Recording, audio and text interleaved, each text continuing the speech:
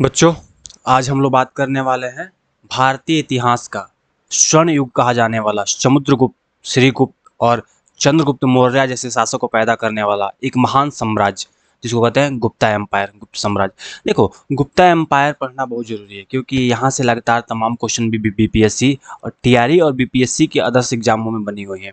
तो देखो, हम लोग का टारगेट यही है कि जल्द से जल्द अपना सिलेबस कंप्लीट करें ताकि एग्ज़ाम से पहले आप लोग का सिलेबस कंप्लीट हो। एग्ज़ाम लगभग सितंबर में आप लोग का एग्ज़ाम होने वाला था।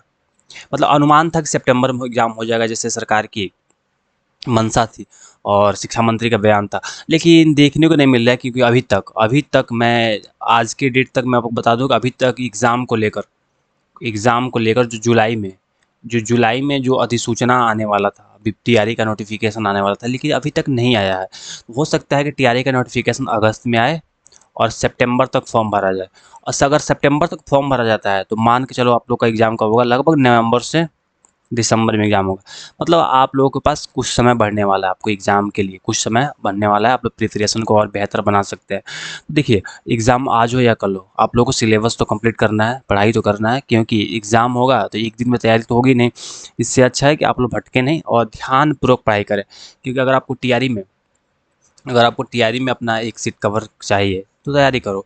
टीआरई 4 नहीं तो टीआरई 5 कभी ना कभी तो आपका हो ही जाएगा, ठीक है। तो मन से पढ़ाई करो, कोशिश करो टीआरई 4 में ही आपका एक सीट कवर हो जाए।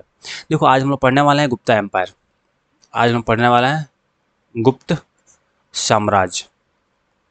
आखिर गुप्त साम्राज्य, आप लोग चंद्रगुप्त द्वितीय के बारे में बहुत सारा सुने होंगे, लेकिन हम लोग देखेंगे। देखो, गुप्ता एम्पायर में बहुत सारे शासक हुए, लेकिन जो महत्वपूर्ण शासक है जैसे चंद्रगुप्त प्रथम, समुद्रगुप्त और चंद्रगुप्त द्वितीय, जिसको विक्रमादित्य के नाम से जानते हैं, इनसे तमाम क्वेश्चन बने हैं क्योंकि इन लोगों ने जो अपने कार्य किया, इन लोगों की महानता की वजह से, इन लोगों के साम्राज्य विस्तार की वजह से इनको इतिहास के पन्नों में जाना जाता है। देखो, हम लोग शुरुआत करते हैं हम लोग शुरुआत करते हैं पहले। देखो, गुप्त सम एम्पायर से पढ़ने के पहले इसके संस्थापक के बारे में जान लो। श्रीगुप्त, उसका नाम था श्रीगुप्त।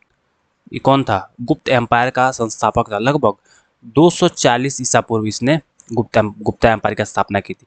इसको हम कहीं कहीं देखते हैं कि लिखता है तीसरी सदी में। क्या लिखता है? तीसरी सदी। मतलब तीसरी शताब्दी में गुप्ता एम्पायर की स्थापना होता है, लगभग 240 ईस्वी में।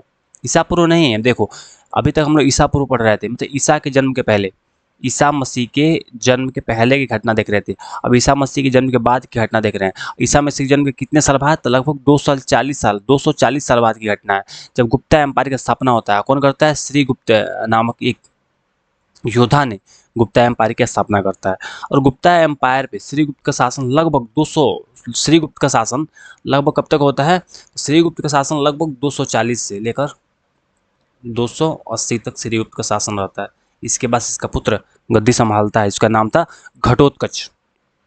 देखो, श्रीगुप्त के बारे में देखो, मैं आपको बताऊं, श्रीगुप्त, ठीक है, श्रीगुप्त ने शासन किया, लेकिन श्रीगुप्त को वास्तविक संस्थापक नहीं माना जाता है। गुप्ता एम्पायर का वास्तविक संस्थापक नहीं माना जाता है। गुप्त वंश के संस्थापक था। मगध छोटे छोटे टुकड़े में, मगध में छोटे छोटे राज्य के शासन, गुप्ता एम्पायर के संस्थापक था। जब यह शासन संभाला तो उस टाइम मगध में बहुत सारे छोटे छोटे राज्य थे, और इन राज्यों को एकत्र करके, इन राज्यों को एकजुट करके, और इसने एकजुट करके इन राज्यों को एकजुट कर एक एकजुटता में बांधकर इसने गुप्ता एम्पायर की स्थापना तो की। लेकिन गुप्ता एम्पायर के समय में बहुत सारे ऐसे भी छोटे छोटे ऐसे ही प्रांत थे जो इसके कंट्रोल से बाहर थे। एम्पायर की स्थापना तो हो गई थी, लेकिन बहुत सारे ऐसे छोटे छोटे प्रांत थे जहाँ के मगध में छोटे छोटे राज्य अपने अनुसार शासन कर रहे थे। देखो, यहाँ लिखा है 275 300, घबराना नहीं। आप लोग देखो, श्रीगुप्त से क्वेश्चन नहीं बनता है।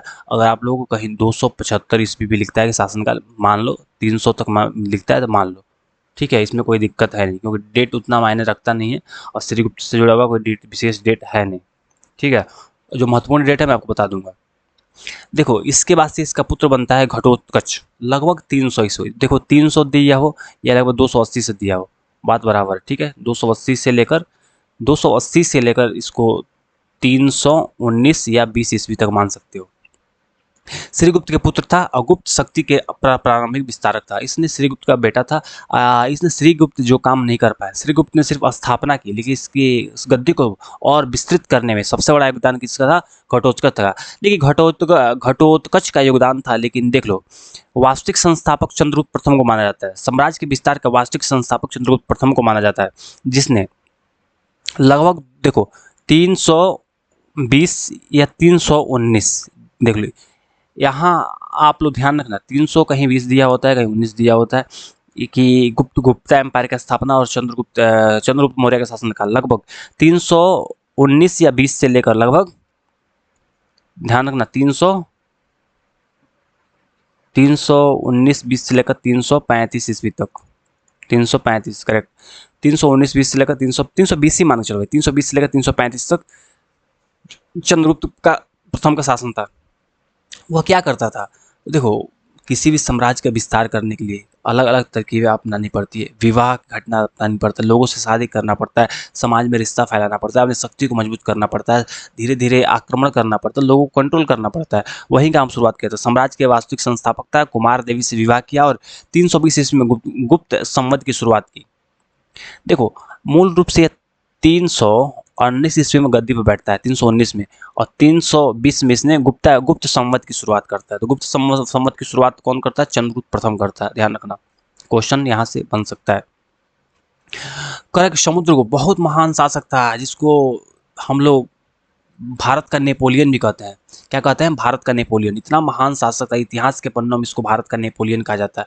क्योंकि देखो, नेपोलियन पश्चिमी कंट्री का था, और नेपोलियन इतना बड़ा शासक था, इतना बड़ा सूत्रधार था। उसको देखते हुए देखो, ठीक है, आप लोग कंफ्यूज हो जाओगे।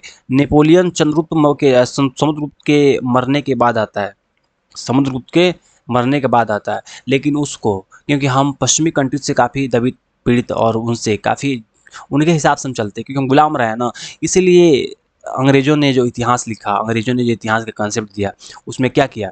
उसमें भारतीय शासकों जो उससे नेपोलियन से लगभग हज़ारों साल पहले पैदा हुआ था, उसको क्या कहा कि तुम नेपोलियन हो, भारत का नेपोलियन हो। ऐसा इतिहास लिखा, क्योंकि कहना चाहिए कि समुद्रगुप्त जो नेपोलियन था वो समुद्रगुप्त जैसा है, लेकिन कहा गया कि समुद्रगुप्त नेपोलियन जैसा है। ध्यान रखना, नेपोलियन, समुद्रगुप्त को भारत का नेपोलियन कहा जाता है, भारत का नेपोलियन।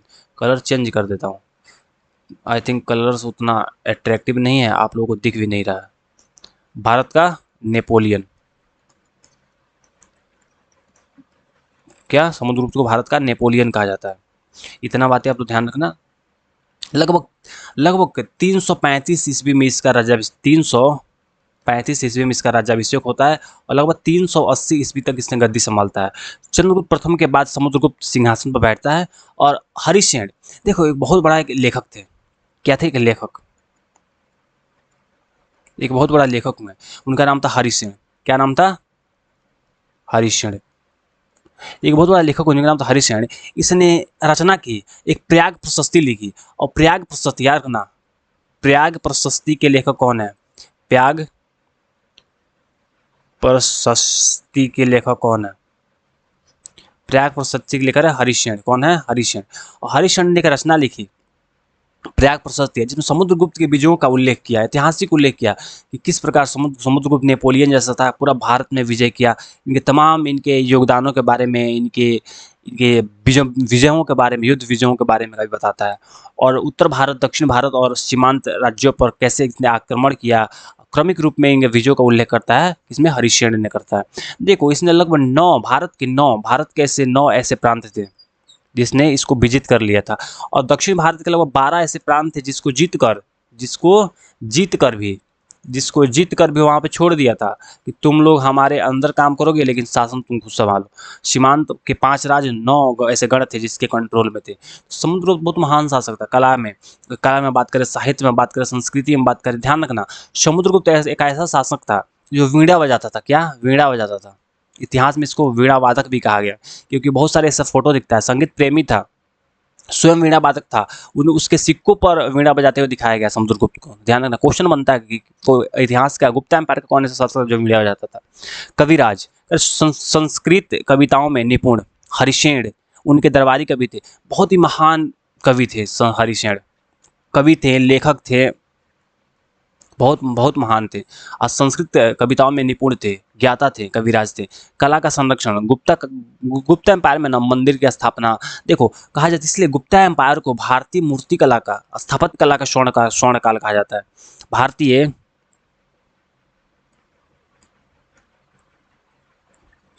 भारतीय स्थापत्य कला का स्वर्ण काल कहा जाता है।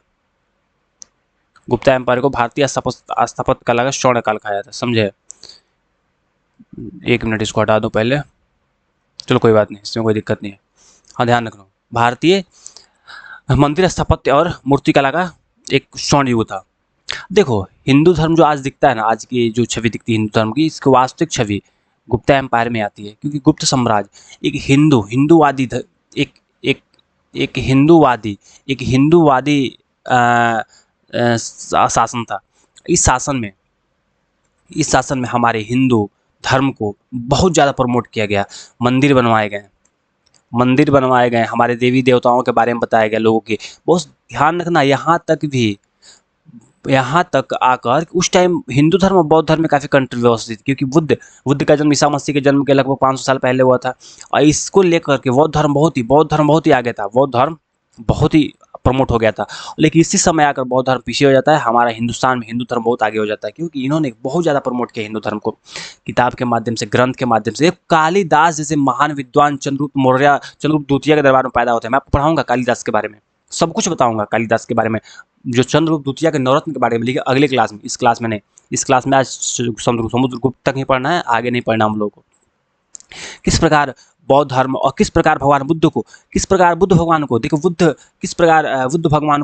बुद्ध को गुप्ता एम्पायर में बुद्ध को भगवान को विष्णु का नौवें अवतार घोषित कर दिया जाता, विष्णु का 9वें अवतार घोषित कर दिया जाता भगवान बुद्ध को, समझे। और इस प्रकार इतना विधिवत तरीका से हम लोग अपने संगम में हिंदू धर्म, हिंदू के और हिंदू सनातन के संगम में ही हम बौद्ध को भी समाहित कर लेते हैं। और किस प्रकार हमारे हिंदू धर्म एक अखिल भारतीय अखंड भारत में धर्म बन जाता है, आज भी फैला हुआ है। नेपाल में जाओ, वहाँ भी हिंदू धर्म है, तो ध्यान रखना। इंडोनेशिया में वहाँ भी मंदिर बनी हुई है। इस प्रकार हिंदू धर्म, देखो अब समुद्रगुप्त के बारे में और कुछ जान लो। जिस प्रकार समुद्रगुप्त था ना, अश्वमेध यज्ञ करवाता था, बहुत बड़ा बड़ा एक घोड़ा को छोड़ता था। ये दिखाता है उसकी प्राचीनता को, दिखाता है। सबसे महान राजा को धनुष के साथ दिखाया गया है। करे टाइगर प्रकार, मतलब वाण और भाला धारण करने वाला राजा था। इस प्रकार के राजाओं के बारे में उल्लेख किया गया है कि किस प्रकार का जो समुद्रगुप्त का जो छवि है, उनके बारे में और स्पष्ट रूप से जानने के लिए हम आगे पर देखते हैं। एक बात और समझ लेते हैं हम लोग कि जो लियर या वीणा, राजाओं को संगीत वाद्य यंत्र बजाते हुए दिखाया गया है इसमें, मतलब वहीं वीणा बजाते हुए दिखाया गया है। देखो गुप्त साम्राज्य का स्वर्ण युग और प्रशासनिक व्यवस्था, कुछ बार देखो यहाँ से क्वेश्चन बनता है, कभी कभी देखने को मिलता है। कुछ चीज़ें जान लो, जैसे गुप्ता एम्पायर की जो प्रशासनिक व्यवस्था था, प्रशासनिक व्यवस्था कैसा था? केंद्रीकृत था, जिसको हम केंद्रीय कहते हैं। कैसा था? केंद्रीय प्रशासनिक व्यवस्था था, केंद्रीय प्रशासन था, क्योंकि राजा प्रशासन था। राजा कौन था? सबसे हेड कौन था? हेड ऑफ गवर्नमेंट राजा होता था, सबसे हेड ऑफ गवर्नमेंट राजा होता था, इसलिए होता है केंद्रीय प्रशासनिक व्यवस्था। देखो सबसे सर्वोच्च राजा था, फिर मंत्री था, फिर सेनापति था, फिर संविधि गृहक था, विदेशी मंत्री, इसको विदेश मंत्री कहा जाता है, फॉरेन, आज के टाइम में फॉरेन मिनिस्टर कहते हैं। दूसरा देख लो, प्रांतीय व्यवस्था कैसी थी? पहले प्रांत को हम भुक्ति कहते थे, फिर जिला था, जिला को हम विषय कहते थे, फिर ग्राम था, तो ग्राम स्वशासन की इकाई थी, इसको हम गांव कहते थे, ग्राम कहते थे। कर कितना था भाई? तो उपज का 1/6 कर था, 1/6। हम आगे देखेंगे किस प्रकार अलाउद्दीन खिलजी आता है। अलाउद्दीन खिलजी, मध्य भारत के इतिहास में पढ़ाऊंगा, अलाउद्दीन खिलजी के बारे में बताऊंगा। उसने उपज का अपने टैक्सेशन में बताया गया उसमें कि उपज का कितना, तो 50% उपज का टैक्स लेता था, मतलब 1/2, बहुत ज़्यादा हो गया। यहाँ पर तो 1/6 है, लगभग आपको 17-18% के टैक्स है यहाँ पे, लेकिन यहाँ पे लगभग 50% का टैक्स था, 1/2। हर्षचरित और अर्थशास्त्र में वर्णित किया गया इनके बारे में, और हम देखेंगे कि हर्षचरित अर्थशास्त्र में बहुत सारे ऐसे वर्णित और लेखों के बारे में समझेंगे और देखेंगे किसने क्या लिखा। क्वेश्चन पहले देख लेते हैं, जो बीपीएससी ने क्वेश्चन पूछा है यहाँ तक देखो। अभी गुप्ता एम्पायर खत्म नहीं हुआ है, अभी गुप्ता एम्पायर हम पढ़ाएंगे, नेक्स्ट वीडियो आएगा फिर उसमें देखना। चंद्रगुप्त मौर्य द्वितीय के बारे में बताएंगे, और जिसको इतिहास में चंद्रगुप्त द्वितीय विक्रमादित्य के नाम से जानते हैं। आइए क्वेश्चन देखते हैं। समुद्रगुप्त की प्रयाग प्रशस्ति किसने रची? हरिश्चंद्र ने रची। भारत का नेपोलियन किसे कहा जाता है? समुद्रगुप्त को कहा जाता है। और किसने कहा? वी.ए. अश्मित, एक अंग्रेज था, वी.ए. अश्मित ने इसको भारत का नेपोलियन कहा था। गुप्त संवत की शुरुआत कब की गई? 320 ईस्वी में, 320 ईस्वी में की गई। समुद्रगुप्त के किस सिक्के पर वीणा बजाते दिखाया गया? वीणा लायर प्रकार के सिक्के। किस था? इसको वीणा या लायर प्रकार के सिक्के कहते हैं, जिसको दिखाया गया है। करेक्ट। समुद्रगुप्त और गुप्त साम्राज्य का भारतीय इतिहास पर प्रभाव। करेक्ट। भारत को एकजुट करने में, एक प्रथम सम्राट से भारत को एकजुटता में लाया। हमारे हिंदू धर्म का सर्वोच्चता यही था। सांस्कृतिक कल्चर हमारा कला का, सबसे वास्तुकला का विकास होता है। आर्थिक समृद्धि सोने के सिक्के ने व्यापार और शास्त्र को और बढ़ा दिया। आर्यभट्ट, बारामिहिर जैसे विद्वान हम पढ़ाएंगे। नवरत्न के बारे में पढ़ाएंगे हम, रत्न के बारे में पढ़ाएंगे, जिसमें नवरत्न में कालिदास भी थे। नवरत्न में कालिदास, बारामिहिर भी थे।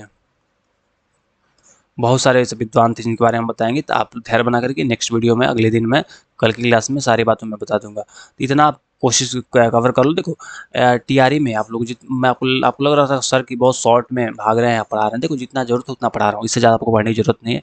और विश्वास करो, पढ़ाई करो। वीडियो अच्छा लगा, वीडियो नया लाइक कीजिए, चैनल को सब्सक्राइब कीजिए, दोस्तों में शेयर कीजिए। फिर मिलते हैं नेक्स्ट में। बहुत बहुत धन्यवाद।